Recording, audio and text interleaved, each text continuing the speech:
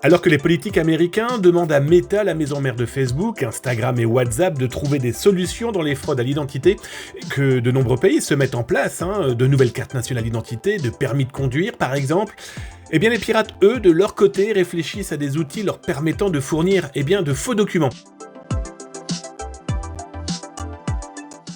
Voici un exemple toujours actif en ce début mars 2024. Zatas vous fait la visite pour bien vous faire comprendre que ce genre d'espace pirate pourrait permettre, via vos propres données personnelles qu'ils ont pu voler, de générer de faux papiers avec votre nom, votre identité. Des informations qui pourraient orchestrer ensuite de nombreuses fraudes à votre nom. Une copie d'un site fermé en janvier 2024 réapparue sous d'autres cieux numériques. En anglais et en russe, cet espace vous permet de générer n'importe quelle pièce d'identité de par le monde. Alors pour 99$, 250, 600 ou dans une version baptisée Ultimate à 1500$, ce site permet de créer de faux papiers.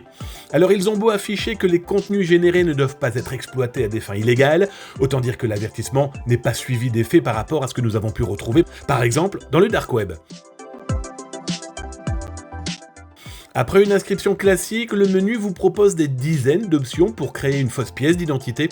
Alors permis de conduire certes aussi, mais des passeports, des pièces d'identité, bref, malheureusement tout ce que pourrait souhaiter un pirate informatique. Alors d'abord, un mode d'emploi très détaillé vous explique les finesses de chaque document pour chaque pays.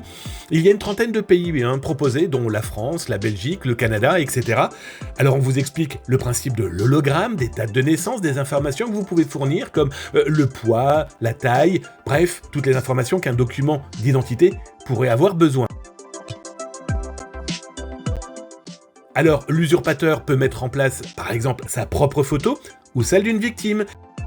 Ouvrir un compte en banque en ligne avec les faux documents qu'il a ainsi pu créer, par exemple, sous votre nom et à votre image. Générer et créer une signature, il est même possible de générer de faux exifs. L'exif, pour rappel, ce sont ces informations cachées dans un document comme une image qui permettent de, par exemple, faire la géolocalisation. Cet outil pirate permet de tromper aussi l'analyse du document, par exemple par une banque ou un site internet dédié à la crypto-monnaie.